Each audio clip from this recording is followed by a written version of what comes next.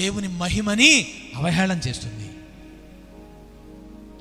4 గోడల మధ్య ఇంద్రభవనంలా ఉంటే దాన్ని ఏమంటుంది?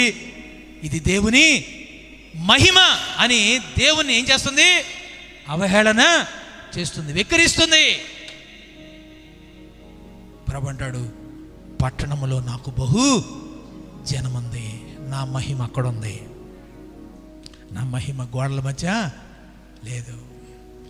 గోడల మధ్య ఉండేది స్క్రీన్లు ఉంటాయి, గోడల మధ్య ఆడంబరం ఉంటుంది, గోడల మధ్య అట్టహాసం ఉంటుంది, గోడల మధ్య గాంభీర్యం ఉంటుంది, గోడల మధ్య పగిలిపోయే బాక్సులు మైకులు ఉంటాయి. కానీ జనం మాత్రం ఎక్కడుంది? నాకు బహుజనం ఎక్కడుంది? పట్టణంలో ఉంది. సొసైటీ. వారిని నడిపించే గైడ్ చేసేవారు కావాలి. ఆ గైడ్ చేసేవాడే కాపరి. అర్థం కదా?